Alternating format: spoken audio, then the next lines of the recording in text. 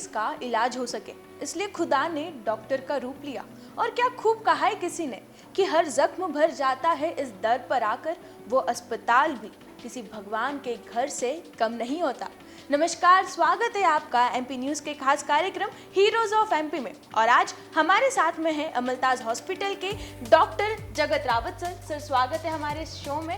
और अभी की सिचुएशन, कोविड काल जो है वो खत्म हो चुका है, बिल्कुल अब कह सकते हैं या 1 या 0 पे आ चुका है। कितनी रिलैक्सिंग ये सिचुएशन लग रही है अभी आपको? अभी चूँकि एक सेटिस्फैक्ट्री चीज़ ये है कि अभी वैक्सीनेशन सबको हो चुका है जी। लेकिन ये तूफान से पहले की शांति भी हो सकती है। अभी मैं पब्लिक से यही अपील करूंगा कि वो अभी भी कोरोना गाइडलाइन का पूरा पालन करें और सुरक्षित रहें। सर एक और चीज़, मैं सभी डॉक्टर्स को, हम सारे दर्शक जो हैं, मैं खुद भी इतना प्राउड फील करती हूँ कि आज इंडिया ने 100% जो 100 करोड़ वैक्सीनेशन ड्राइव जो है वो कंप्लीट कर लिया है। और ये तभी सक्षम हो पाया जब हमारी पूरी मेडिकल टीम, पैरामेडिकल स्टाफ, पूरे एडमिनिस्ट्रेशन इस ड्राइव में जुटा रहा। सर वैक्सीनेशन के टाइम पे अमलताज हॉस्पिटल सबसे बढ़ चढ़कर आ गया है, ना केवल शहर बल्कि गाँव तक लोगों को जागरूक किया गया वैक्सीनेशन के लिए। सर उस टाइम पे क्या क्या चैलेंजेस आ रहे थे आपके सामने? एक तो शुरू में जब हमने वैक्सीनेशन स्टार्ट किया तो जब सबसे पहले तो हमने हेल्थ वर्कर का शुरू किया जी। हेल्थ वर्कर में भी जो पढ़े लिखे लोग थे, हाँ। Doctors, nursing staff, admin staff, ये तो रेडीली तैयार हो गए, हाँ। लेकिन जो नीचे सपोर्टिव स्टाफ था वो बहुत ही रिलक्टेंट था। फिर हमने उनकी क्लास ली, उनको समझाया, तब जाके उन्होंने पूरा वैक्सीनेशन कराया। उसके बाद फिर पब्लिक में भी सेम प्रॉब्लम आई, हाँ। कि पब्लिक को पहले लग रहा था कि नहीं हमें गिनी पिग बनाया जा रहा है, ऐसा ना हो कि ये तो वैक्सीन नहीं, ये तो कोरोना ही दे रहे हैं, इससे हमें कोरोना हो जाएगा। हाँ। तो फिर हमने भी पब्लिक को समझाया। फिर जिनको वैक्सीनेशन हुआ था, फिर उसके बाद वैक्सीनेशन के बाद जो है उनके इफेक्ट बताए, हाँ। हमने लोगों के संस्करण उनको दिखाए, तब जाके पूरी पब्लिक तैयार हुई। और इसी का परिणाम है कि मेडिकल टीम ने भी काम किया और पब्लिक ने भी बढ़ चढ़ के हिस्सा लिया। इसी का परिणाम है कि हम 100 करोड़ वैक्सीनेशन में सफल हो पाए। पर इसमें एक चीज़ जरूर बोलना चाहूँगा कि जो दुर्गम जिले हैं, जैसे बस्तर हैं या उधर असम है, यहाँ पर मेडिकल टीम को ने घर घर जाके वैक्सीनेशन किया है। आप सोशल मीडिया पे जो है वीडियो की भरमार है, वो वीडियो नकली नहीं है, वो ओरिजिनल है। ये उन्हीं का डेडिकेशन था कि वो वहाँ तक कोई पैदल ही उसको नदी को पार कर रहा है, कोई पहाड़ों को पार कर रहा है पैदल ही, और जाके वैक्सीनेशन कर रहा है। तो मैं बहुत ही प्राउड मैं खुद भी फील करता हूँ कि मैं इस फील्ड में आया और भगवान ने मुझे मौका दिया कि मैं डॉक्टर बनूं। क्या बात है सर। सर आपके यहाँ पे अमलताज हॉस्पिटल में एक जो की फैक्टर चला था वो था मिनिमम दवाई मैक्सिमम पोषण। अब मैं आपसे रिक्वेस्ट करूँगी कि वो आप हमारे दर्शकों को बताएं कि वो एग्जैक्टली क्या चीज़। हाँ, हमने जो दवाइयाँ भी लिमिटेड थी उस समय में, पेशेंट भरमार थे, और ऐसे में क्या है कि सभी लोगों के फाइनेंशियल इशू भी थे। तो इन सब परिस्थितियों को ध्यान में रखते हुए हमने ये सोचा कि ऐसा क्या किया जाए कि सारी चीज़ों का निराकरण हो जाए। तो हमने सबसे पहले इस बात को सोचा कि पेशेंट कैसे ठीक हो रहा है। तो हमने देखा पेशेंट उसकी इम्यूनिटी से ठीक हो रहा है। और जैसे व्यक्ति कोरोना हो जाता था पॉजिटिव, तो खाना पीना छोड़ देता था, और खाने के बिना इम्यूनिटी हो नहीं सकती थी। तो ऐसे में हमने एक नया उपाय अपनाया कि उसके पोषण पे विशेष ध्यान रखा। पोषण में विशेष में भी हमने ऐसा कुछ नहीं दिया कि जो बहुत ही महंगा आता हो या लग्जरी आइटम हो। हमने जो मांसाहारी उसको अंडे दिए, शाकाहारी उसको हमने घर में जो है सत्तू जो आता है, सत्तू का सेवन कराया, फल फ्रूट और उसका अपने क्या सलाद का सेवन कराया। इससे उनकी इम्यूनिटी बूस्ट हुई और वो पूरी तरह से ठीक होके गए। ऐसा हमने 40 पेशेंट पे एक्सपेरिमेंट किया और उसका डॉक्यूमेंट भी हमारे पास अवेलेबल है मैडम। और इसमें आप विश्वास नहीं करेंगे कि जो 40 लोग हमने लिए थे, उनके 50% से ज़्यादा फेफड़े खराब थे और उनका ऑक्सीजन सैचुरेशन 80% के आसपास था। तो ऐसे में बड़ा ही चैलेंज था और हमने ये किया, हमने मोटिवेट किया कि आप पोषण पे ही विशेष ध्यान दो। और उस टाइम क्या हमने खाना वगैरह भी ये सारी चीज़ें यहीं से सप्लाई थी। क्या बात है। तो ये सब सीख के इसमें हम सफल रहे। तो आगे जो संभावना व्यक्त की जा रही थर्ड वेव की, उसमें भी मैं 2 ही चीज़ें बोलना चाहूँगा। एक तो जैसे ही लक्षण आए आप डॉक्टर से संपर्क करें। बिल्कुल, और दूसरा जो है अपने पोषण को न छोड़ें।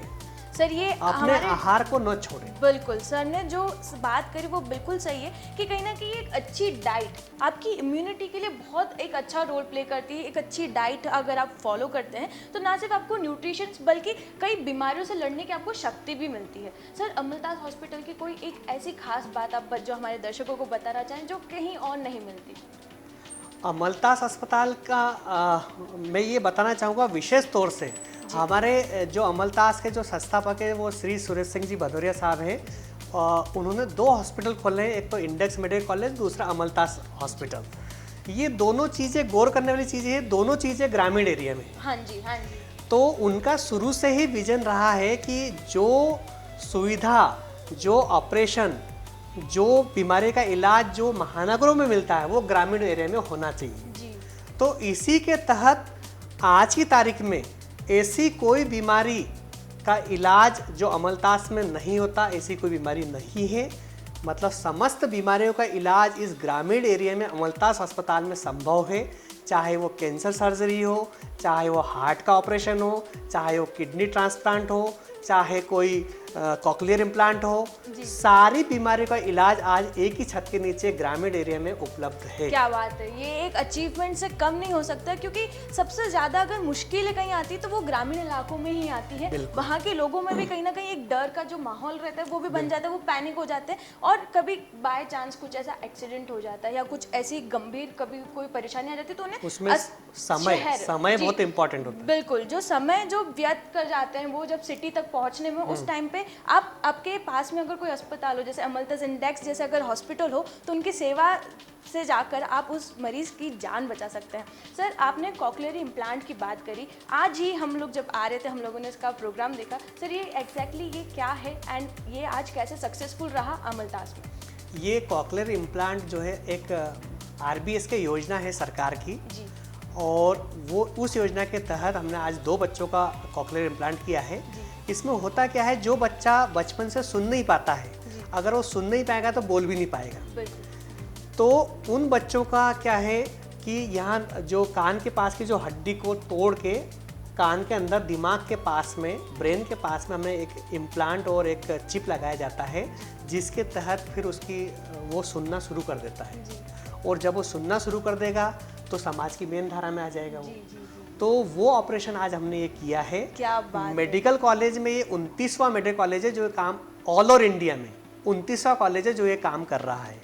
क्या बात है सर, मैं तो आपके लिए और मैं पूरे दर्शकों madam, के ये एक सैल्यूटेबल चीज़ है क्योंकि एक नया जीवन उस बच्चे को मिल रहा है जहां वो एक नॉर्मल एक बच्चे की तरह वापस स्कूल भी जा सकता है, अपनी लाइफ अब पूरी लाइफ अपनी एक अच्छी एक नॉर्मल इंसान की तरह वो व्यतीत कर सकता है। तो सर ये एक जीवन दान ही मैं कह सकती हूँ। सर सेकेंड वेव में बहुत सारे ऐसे भ्रम आए थे मार्केट में, मतलब व्हाट्सएप यूनिवर्सिटी पे से बहुत सारी चीज़ें फॉरवर्ड की जाती थी तो उस टाइम पे लोगों का जो रिएक्शन होता था वो कहीं ना कहीं डॉक्टर्स पे आके आता था। उस टाइम पे क्या चैलेंज था आपके पास? उसमें मेन चैलेंज तो ये था, पेशेंट बहुत ज़्यादा थे जी। और उनके साथ अटेंडर भी जो बाहर अस्पताल के खड़े रहते थे उनकी एक्सपेक्टेशन भी बहुत ज़्यादा थी। तो ऐसे में क्या है, हमें मैनेज करना बड़ा मुश्किल होता था। हम चाहते थे पेशेंट को ज़्यादा से ज़्यादा समय दें और पेशेंट के परिजन चाहते थे कि हम उनको ज़्यादा समय दें। तो मुझे टेक्निकली और पर्सनली डॉक्टर होने के नाते मुझे लगता है कि मुझे पेशेंट को ही ज़्यादा टाइम देना चाहिए बजाय कि परिजन को देने के। एक समय ऐसा था जब हमारे यहाँ के, मैं खुद भी इन्फेक्ट हो गया था और हमारे यहाँ के करीब 75 डॉक्टर इन्फेक्ट हो गए थे, 225 नर्सिंग स्टाफ भी इन्फेक्ट हो गया था। ऐसे में क्या है, अस्पताल में इतने सारे मरीजों की देखभाल करना सारे डॉक्टर्स और मेडिकल फैकल्टी के बड़ा चैलेंज था। इसमें माननीय कलेक्टर साहब देवाजी बड़े चिंतित थे। तो ऐसे समय में हमने ये निर्णय निकाला था कि हम पेशेंट को ज़्यादा समय देंगे, परिजन को कम समय देंगे। तो ये एक बहुत बड़ा चैलेंज था। अगर थर्ड वेव आता है तो फिर मैं सभी से आग्रह करना चाहूँगा कि आप हमें मरीज़ का ध्यान रखने दें। हम आपके ऊपर इतना फोकस कर पाएँ या न कर पाएँ, आप उसको माइंड न करें। आप पेशेंस से काम लें। हमें आपके पेशेंस की बहुत ज़्यादा ज़रूरत थी सेकंड वेव में, जो आपसे हमें नहीं मिला।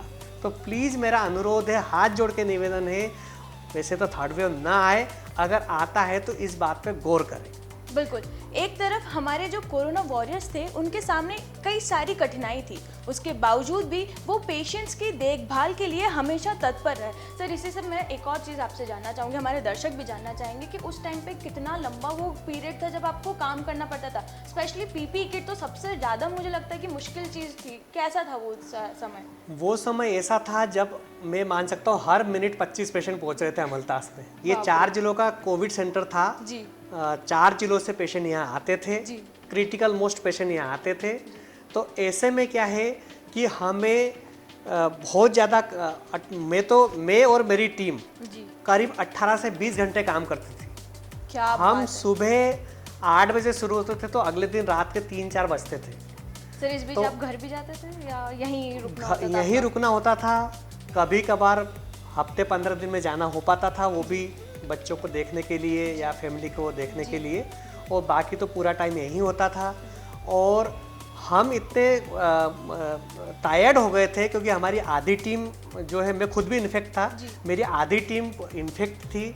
तो ऐसे में ये इतना बड़ा चैलेंज था उस टाइम मन में, मतलब बस ये था कि करना है। जी जी जी, ये तो जो हौसला था वो कहीं ना कहीं कम नहीं होने दिया। हाँ, कम नहीं होने दिया, और पूरी टीम को भी मोटिवेट करते रहे। और इसी में क्या है, फर्स्ट वेव में तो ऐसा था कि पहला पेशेंट 6 अप्रैल 2020 को अंदर आया, सारी टीम बाहर हो गई। तो ऐसे में क्या है, पेशेंट को तो अंदर लिया, फिर सारे लोगों की काउंसलिंग करी, सब लोगों को समझाया कि हम इसी फील्ड में, इसी पेशे में हम नहीं करेंगे तो कौन करेगा। तो तब जाके ये चीज़ संभव हो पाया। तो बाकी बहुत ही क्रूशियल था।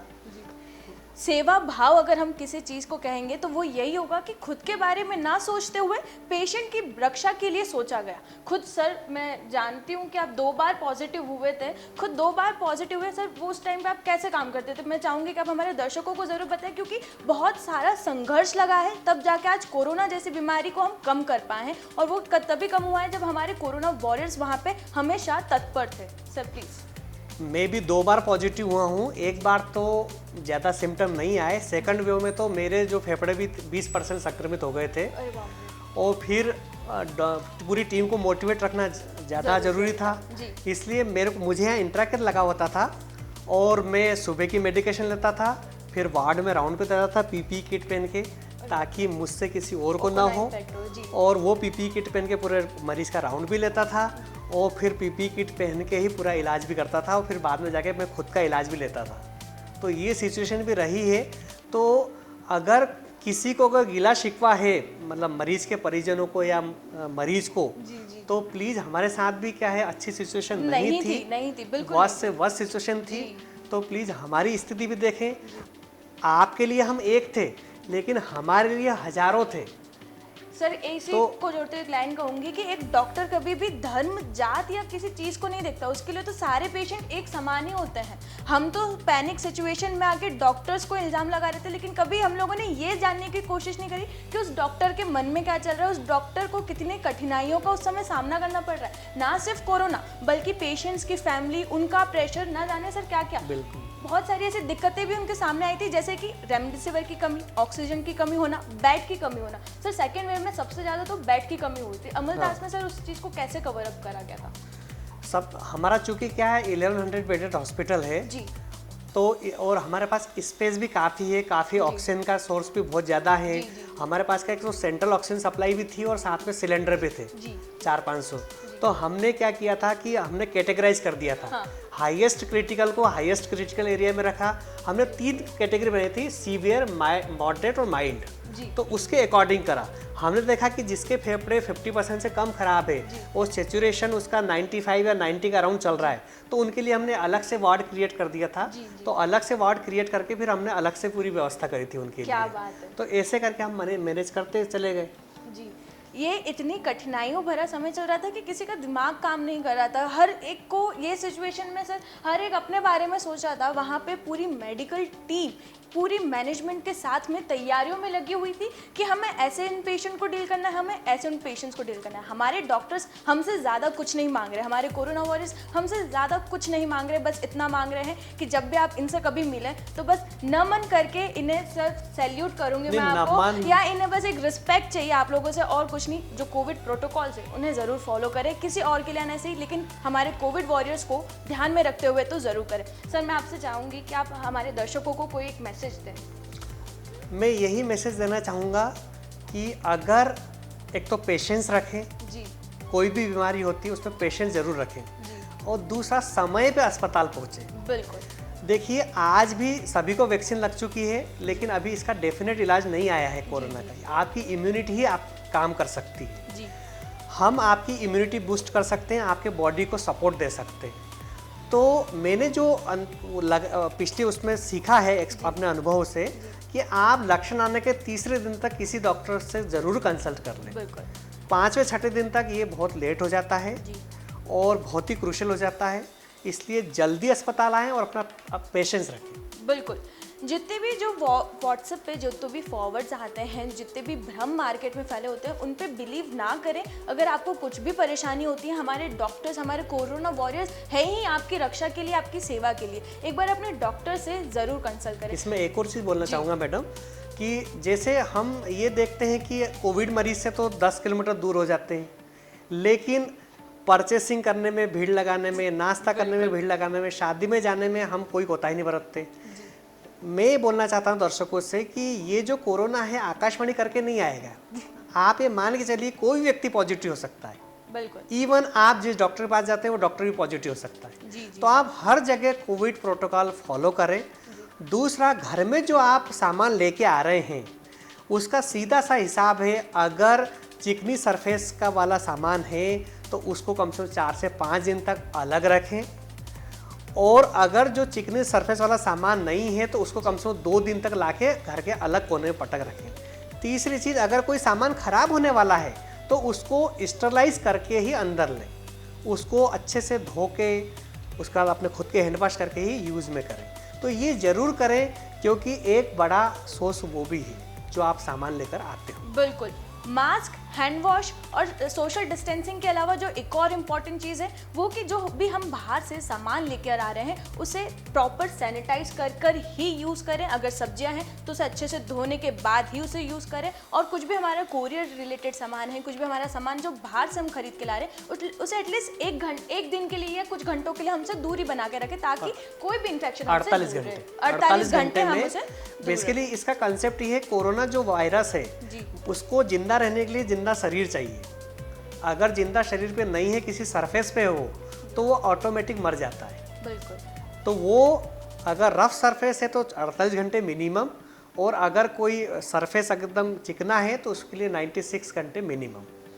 Thank you so much sir, इतनी इन्फॉर्मेटिव चीज़ें हमारे दर्शकों को बताने के लिए। और आज आपसे मिलके मुझे सच में बहुत प्राउड फील हो रहा है, बहुत इंस्पायरिंग फील हो रहा है कि हमारे इंदौर, हमारे देवास में इतने सक्षम डॉक्टर्स हैं जिन्होंने सेवा करके अपनी निस्वार्थ सेवा दी है। मैं ये ज़रूर ऐड करना चाहूँगी कि निस्वार्थ सेवा देकर जो हमारे मरीजों थी उनकी रक्षा करी है सर, उसके लिए दिल से सैल्यूट है, दिल से नमन है आपको। And I am really proud, और मुझे आज आपसे मिलकर बहुत सारी चीज़ें सीखने को मिली और आई एम श्योर कि हमारे दर्शकों को भी मिली होगी। Sir thank you so much for having us here. Madam आपने भी हमारा समर्थन किया। जी सर, कुछ लाइन मैं आपसे ज़रूर कहना चाहूँगी कि मरीजों का ख्याल रखते रखते एक डॉक्टर ना कभी अपनी नींद की परवाह करता है और ना कभी अपनी स्वार्थ की। तो कभी भी किसी भी डॉक्टर से मिले तो उन्हें एक बार दिल से रिस्पेक्ट ज़रूर दें। इसी के साथ ही अगले एपिसोड में हम ऐसे ही एक रियल लाइफ हीरो से मिलेंगे, उनकी जर्नी के बारे में जान लेंगे। बने रहिए MP न्यूज़ के साथ। नमस्कार।